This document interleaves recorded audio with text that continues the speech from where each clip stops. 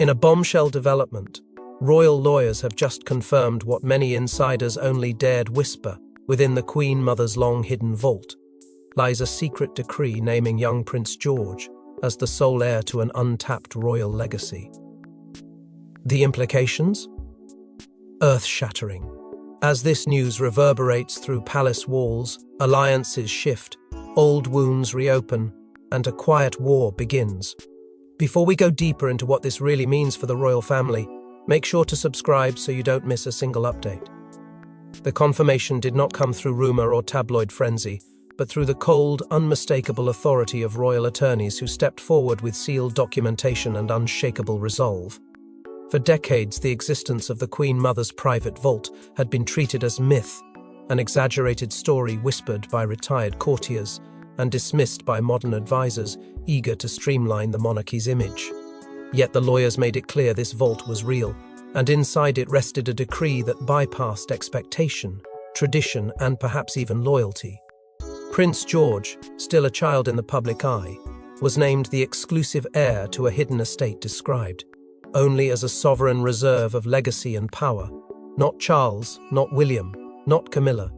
The absence of their names in that decree has become louder than any accusation, raising a single burning question: why would the Queen Mother leapfrog generations and rewrite destiny in silence? Within hours of the announcement, senior royals were said to be blindsided, scrambling for clarity as private meetings replaced public engagements. Palace insiders whispered of corridors suddenly closed, of emergency consultations that stretched late into the night. The phrase contained the fallout, reportedly echoed behind guarded doors. Catherine, meanwhile, did not issue a statement. She did not rush to deny or confirm. Her silence has become its own form of communication, interpreted by some as shock, by others as preparation. Because those closest to the inner circle know this is not merely about property or ceremonial titles. It is about intent. It is about a matriarch who watched the monarchy weather scandal, heartbreak, and compromise, and who may have decided that the only way to protect it was to secure its future through the most innocent branch of the bloodline. The decree, according to those who have reviewed it, is unmistakably deliberate. Prince George is described not as a symbolic heir, but as the chosen guardian of a separate inheritance long kept out of public record. And as the shock settles into something heavier, something more dangerous, the realization dawns that this was never a spontaneous decision uncovered by chance. It was a move calculated years ago, perhaps decades, waiting for the precise moment when its revelation would hit hardest. Because this revelation didn't appear from thin air, what lies inside the vault reveals a decades-long master plan woven in secrecy. For years, the existence of the Queen Mother's private vault was dismissed as folklore. But behind its sealed doors were letters, titles, and property deeds that tell a story of foresight, betrayal, and defiance. The Queen Mother left behind more than sentiment. She left behind a bomb. Hidden deep beneath a little-known wing of Clarence House, the vault had long been shrouded in whispers. Only a handful of royal custodians even knew of its existence, and those who did were sworn into lifelong silence. Reinforced by ironclad security protocols and bound by legal obscurity, this vault was designed not just to store history, but to control it. When the contents were finally unearthed by a royal legal team, granted temporary access under what sources call a dynastic emergency provision, what they discovered sent tremors through the institution. There were handwritten letters, many bearing the Queen Mother's signature, their ink faded but words fierce. They revealed her vision of the monarchy's future, one that did not include Charles as the standard bearer. Detailed codicils were tucked inside antique envelopes, naming Prince George as the inheritor of lands, titles, and trust accounts that had never appeared on any public royal inventory. The language was specific. Deliberate, she referred to the direct royal blood of future kings, a phrase repeated more than once, eliminating ambiguity. Property maps were discovered, with certain estates circled and annotated in her own hand, each marked with a note reserved.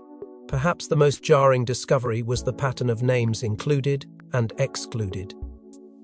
Catherine's name appeared frequently, often tied to instructions regarding stewardship, guardianship, and moral guidance. Camilla's, however, was entirely absent. Not one mention, not even in the appendices, a silence that, in a family of such symbolism, spoke volumes. Equally startling were assets, estates, heirlooms, and titles that had never been disclosed in prior probate records. Some tied to ancestral holdings in Scotland, others linked to trust funds established before World War II. It was as if the Queen Mother had built an entire shadow inherit. Ants, a silent legacy outside the traditional royal treasury. All of it now legally tied to George, not as an eventual king, but as a preordained heir to a private, powerful lineage designed in defiance of what she feared the crown might become. This was not simply an act of favoritism, it was a move of strategic re-engineering, and the vault, long hidden, was never meant to stay sealed forever. It was a trapdoor built for the future, and now it has opened. But how did we get here? To understand the vault's power, we must first examine the Queen Mother's final days and the unspoken feud that still divides her descendants. On her deathbed, the Queen Mother made a decision that would set the course of royal destiny ablaze. With Charles standing at her bedside, she quietly requested Catherine and baby George instead. What she whispered next was so stunning it was never spoken of again until now. In those final, fragile weeks of her life, the Queen Mother retreated behind layers of silence, allowing only a select few to enter her private chambers. Courtiers noticed something odd. Charles, once so publicly doted upon by his grandmother, was kept at arm's length. Requests for private audiences were deflected, scheduled visits were cancelled without explanation. Instead, it was Catherine, still relatively new to the inner royal fold, who was discreetly summoned again and again, and not alone.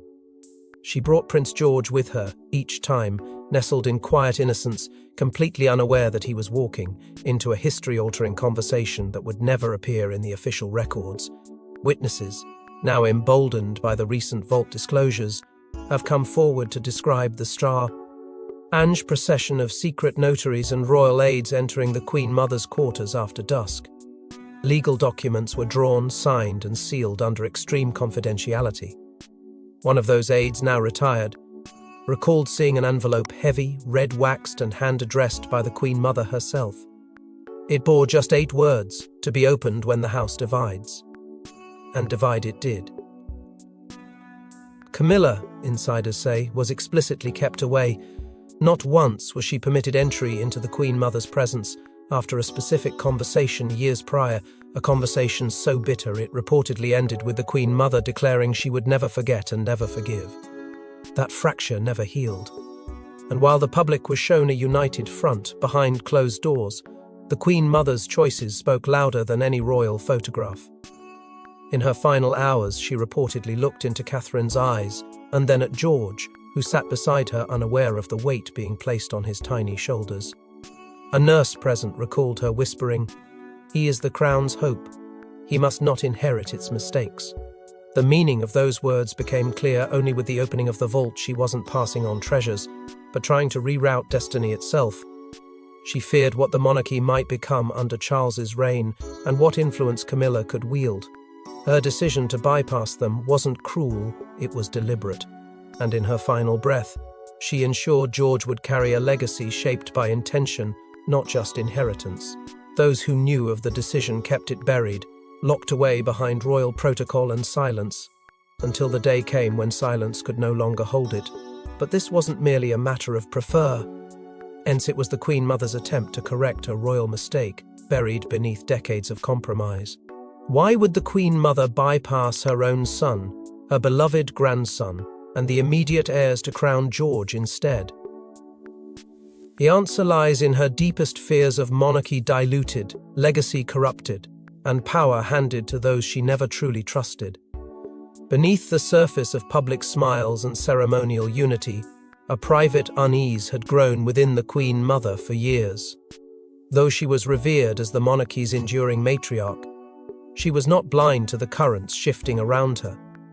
The rise of Camilla, the controversy surrounding Charles, and the institution's quiet march toward modernization disturbed her more than anyone ever knew.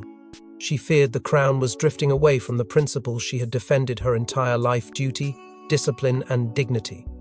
In Camilla, She saw a disruptor, a figure who reminded her of scandal, not stability. And in Charles, she recognized a man torn between personal desire and royal expectation. That tension, simmering for decades, finally reached its silent breaking point when she looked into the eyes of George, a child untouched by palace politics, a blank slate upon which the crown could be redrawn. Her letters, now revealed, painted the portrait of a woman desperate to preserve something she feared was being lost. She wrote of a monarchy standing on the edge of erosion and described George as the final opportunity to restore the line. There was no ambiguity in her phrasing. This child must be shielded, then crowned. Those weren't idle words, they were a mission statement, born not out of sentimentality but from a desire to correct the path before it was too late. In George, she saw the return of something sacred, the innocence and promise that had once defined the crown before it became marred by compromise and controversy. Where Charles had wavered, she believed George could stand firm. And where Camilla's presence symbolized disruption, Catherine embodied continuity, grace, and quiet resilience. The Queen Mother believed that together, George and Catherine could reforge the image of the monarchy, not into something modern, but into something eternal. This wasn't a choice rooted in bitterness, it was rooted in vision, a vision of a monarchy not rebranded but reborn. She saw in George the chance to leap past the generation she feared might collapse under the weight of their own contradictions. Her fears may have been whispered, but her actions screamed. She didn't trust the crown to hold itself up, so she placed its weight on smaller, stronger shoulders, ones not yet burdened by betrayal or broken tradition. And in doing so, she sent a message that echoed louder than any royal proclamation. The future, if it were to survive, must be built on purity, not politics. But a decision of this magnitude doesn't just crown a child, it uncrowns others. And that's where the storm truly began. Sources say King Charles collapsed into silence upon learning the vault's contents. Camilla, however, did not. In what insiders describe as a verbal rampage, she demanded the documents be sealed again, only to learn it was too late. The legal machine had already begun turning. What followed inside the palace walls was nothing short of emotional devastation. Charles, already weighed down by a fragile public image and the relentless demands of kingship, found himself undone by the ghost of a woman he once thought adored him unconditionally. The Queen Mother's decision wasn't just a legal matter, it was a personal rejection. Behind closed doors, he reportedly wept during a private council session, stunned that the legacy he believed would trickle through him had been decisively rerouted. His tears weren't simply about power, they were about betrayal, legacy, and the brutal realization that history had chosen to bypass him while he still wore the crown. Camilla's reaction, by contrast, was anything but quiet. The Queen Mother had always viewed her with frosted civility, but the formal exclusion from the vault's provisions ignited something deeper, something uncontainable. She demanded intervention. She pushed for the documents to be reclassified, for their release to be delayed, for their legitimacy to be questioned. But the law had moved swiftly. The vault's contents, once confirmed by royal lawyers and witnessed by high-ranking notaries, held legal weight that even a monarch couldn't easily contest. Camilla then sought spiritual validation, reportedly arranging a private audience with the Archbishop of Canterbury. But even within the church, there was no appetite to meddle in a matter so intricately bound to dynastic intent. What was done could not be undone. Inside the palace, tensions reached an unbearable pitch. Aides who had long supported Camilla's quiet ascent were seen departing tearfully, some allegedly dismissed in a flurry of damage control. Whispers spread that a full internal restructure was imminent as legal advisors convened with constitutional experts to determine the extent of the vault's reach. But the more they examined, the more it became clear this was no symbolic decree. The Queen Mother had acted within her rights, invoking a royal prerogative embedded in documents dating back to the early 20th century. Her foresight had been surgical, her language ironclad. The monarchy had not simply been challenged, it had been rescripted. And with that, the throne that Charles sat upon no longer felt entirely his. Yet, while the institution trembled behind gilded walls, one figure neither flinched nor faltered. In the chaos, when alliances splintered and loyalties blurred, Catherine stood unwavering.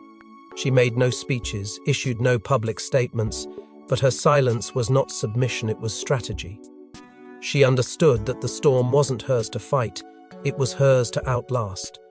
And while the monarchy trembled internally, one woman stood firm in the eye of the storm: Catherine, the mother of the chosen heir.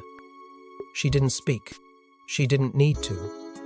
While others panicked, Catherine made quiet calls, repositioned her children's roles, and locked arms with Princess Anne and Sophie in what palace aides are calling the most graceful power move in royal history. In the wake of the Queen Mother's vault revelations, when chaos gripped the monarchy and even Charles found himself emotionally paralyzed, Catherine chose silence not as retreat, but as calculation.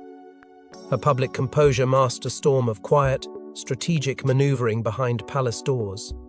While headlines fixated on Camilla's fury and Charles's dismay, Catherine summoned strength not from reaction but from restraint. She began meeting privately with senior staff, reviewing schedules, reassessing her children's placements, and reconfiguring how visibility would shape perception. Prince George, barely old enough to comprehend the storm that now surrounded him, was discreetly introduced to security protocols and shadow briefings usually reserved for direct heirs. No formal announcement was made, but every decision whispered the same truth: a shift had begun. In a move that left royal watchers stunned, Catherine found unexpected but steadfast allies in Princess Anne and the Countess of Wessex. Together they formed a quiet alliance, experienced, disciplined, and united by loyalty, not to titles, but to legacy. They began restructuring ceremonial roles, ensuring that George, Charlotte, and Louis were placed in moments of symbolic weight, while Camilla's presence began to fade in the margins. Events she once led were now introduced with Catherine front and center. Camilla wasn't publicly removed, but her name was increasingly absent from official itineraries. Inside palace walls, aides described it as a rebalancing. But those with sharper insight called it what it was: a recalibration of power, a return to the bloodline. The royal press office followed suit. Subtle but unmistakable changes emerged in the language of releases, in the order of mentions, in the photographs selected for publication. Catherine's titles began to take precedence. George's name started to appear before Camilla's grandchildren in educational announcements and ceremonial reports. Media consultants close to the crown confirmed that the internal algorithm guiding royal visibility had been quietly rewritten. No fanfare, no statement, just results. And while publicists kept up the facade of unity, Catherine was said to be reaching further back, consulting figures once trusted by Queen Elizabeth II herself. Individuals who had guided the monarchy through decades of storm now re-emerged in hushed meetings, offering advice not to the reigning king, but to the future queen consort and her firstborn. Nothing was done for show. Every move was intentional, measured, and fortified by an understanding that the monarchy had entered a fragile moment of transition. While others scrambled to reclaim relevance, Catherine shaped the future not by demanding it, but by preparing it. And through every adjustment, one message pulsed beneath the surface. George was no longer just a prince in line, he was the heir anointed by legacy and law. But the implications of this secret vault go far beyond George's inheritance. It has unearthed a second line of succession that changes everything. Buried deep within the Queen Mother's vault were names, connections, and instructions that hint at a secret succession order, one that excludes Camilla's family entirely, and installs Catherine's children as the monarchy's core for the next century. What the public assumed was a ceremonial archive turned out to be a living blueprint, a calculated masterstroke that bypassed modern entanglements and restored the bloodline to its most traditional roots. Hidden among legal codicils and notarized directives were three names written with striking clarity: Lady Louise Windsor, Princess Charlotte, and Prince Louis. Each child was designated with roles that extended far beyond symbolic appearances. Lady Louise was referred to as the steward of the ancestral eye, Charlotte labelled the crown's voice, and Louis its shield. These were not poetic flourishes. These were titles embedded in royal directives, tied to specific properties, responsibilities, and ceremonial powers, all preserved under the Queen Mother's authority.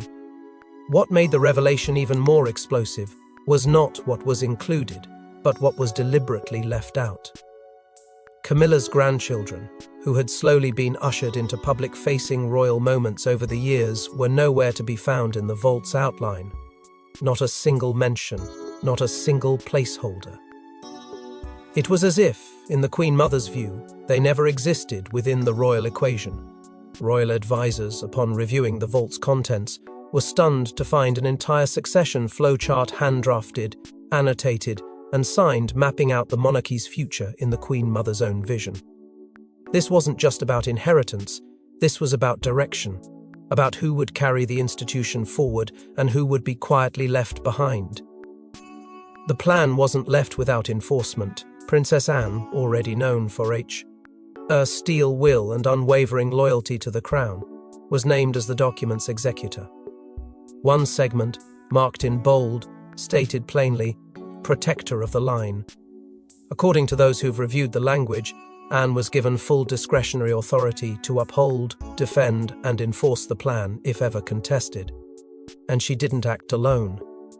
In the weeks following the vault's discovery, insiders now confirm that 4 senior royals gathered in secret and signed what is being called a private oath and internal agreement to protect the succession structure laid out by the Queen Mother, regardless of public optics or political fallout.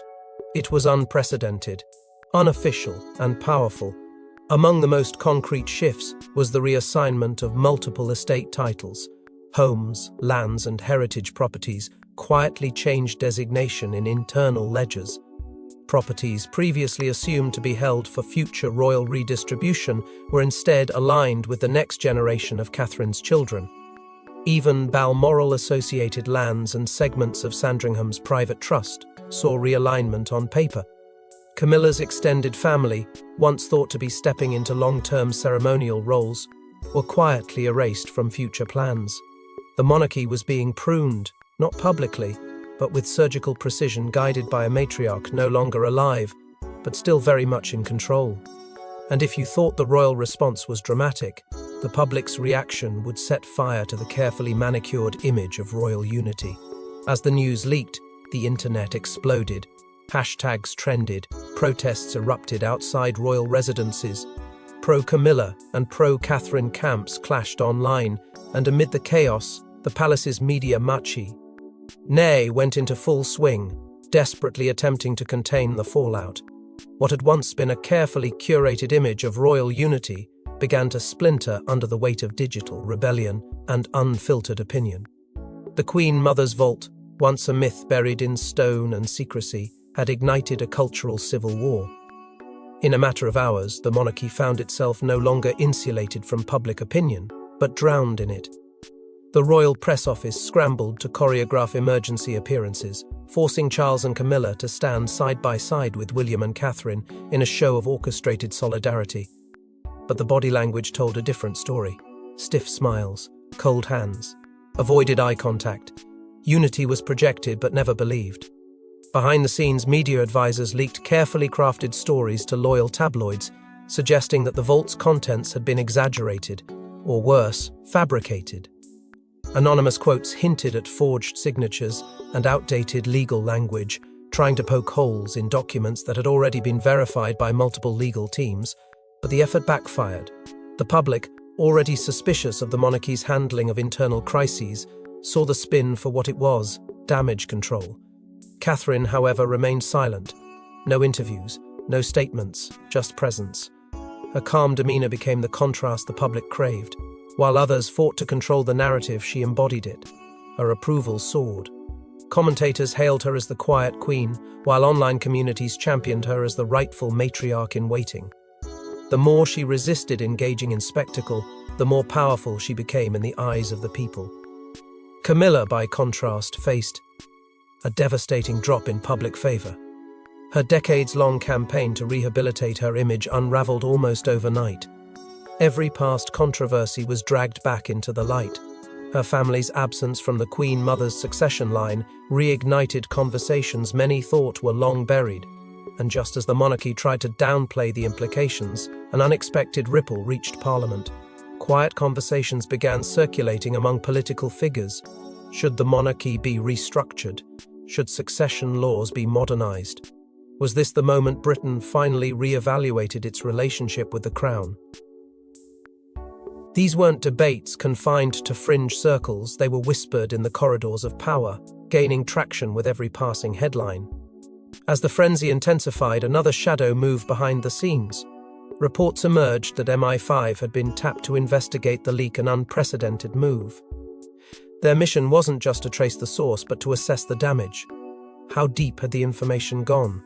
Who else had seen it? And most critically, what else might still be hidden in the Queen Mother's legacy that hadn't yet been revealed? The public was hungry for more, but the palace was terrified of exactly that, because this was no longer about tradition, ceremony, or bloodlines.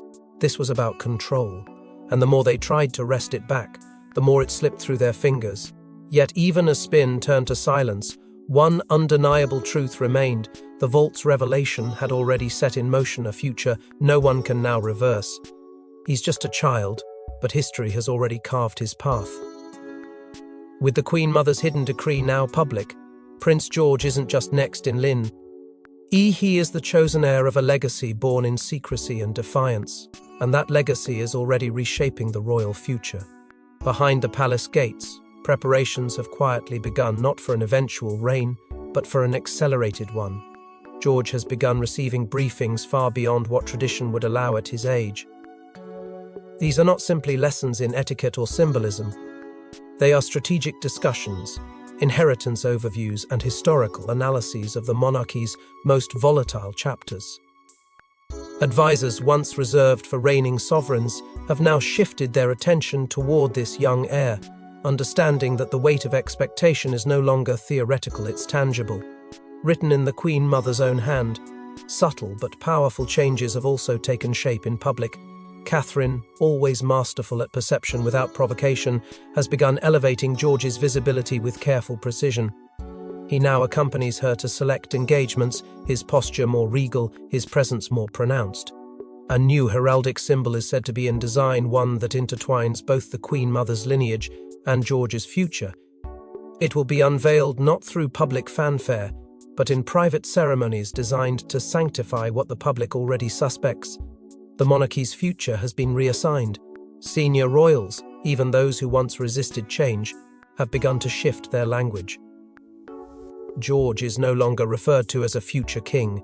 He is being acknowledged internally as the next monarch shaped by mandate, not just bloodline.